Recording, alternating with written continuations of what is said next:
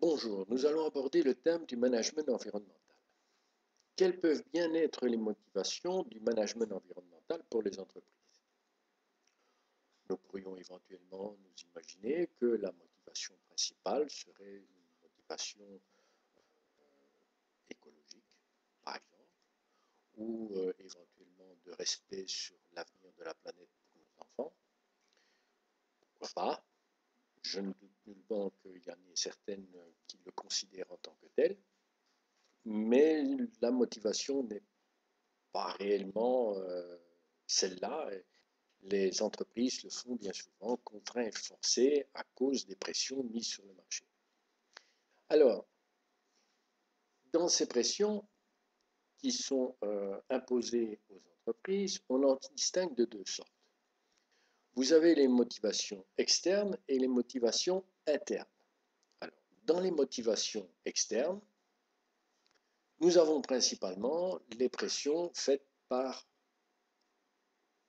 le marché, c'est-à-dire le marketing, les pressions légales. De plus en plus de législation impose le respect des normes environnementales. Nous avons également, et ce n'est pas des moindres, les banques, les crédits à risque, aussi l'image de la clientèle qui est importante, les assurances qui de plus en plus imposent des primes plus lourdes à partir du moment où on ne respecte pas l'environnement.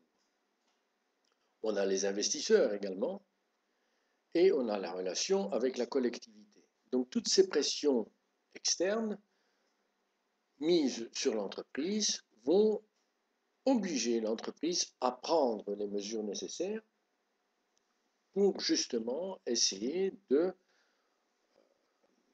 réduire leur impact sur l'environnement.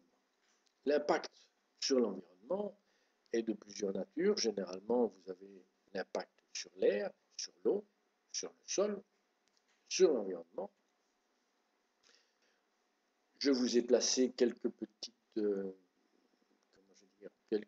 vidéos que j'ai été chercher sur la chaîne du Réveilleur, qui je trouve tout à fait intéressant et que c'est un garçon qui travaille très bien à ce niveau-là.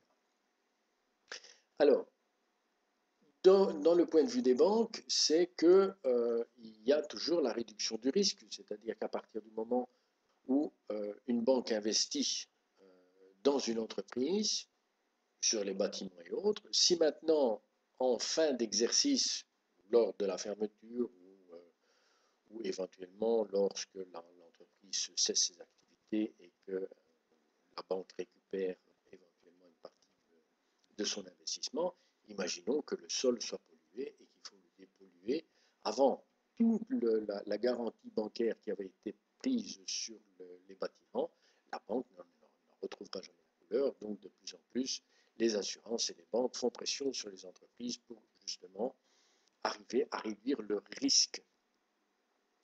Elles ne le font pas généralement pour faire joli. Alors, nous avons également ce qu'on appelle les risques internes.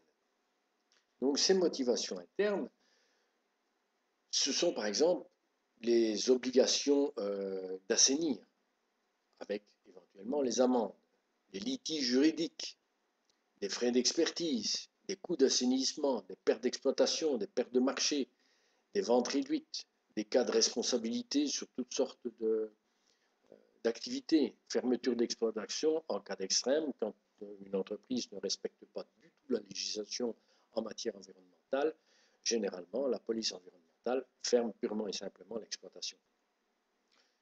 Évidemment, nous avons aussi la perte de rentabilité, chute de la valeur des actifs, augmentation des primes d'assurance, etc., etc. Donc, tous ces désavantages économiques croissants, des procédés de production gourmands et d'énergie en ressources font que, généralement, si l'entreprise ne tient pas compte de tous ces éléments, elle va bien entendu être beaucoup moins concurrentielle sur le marché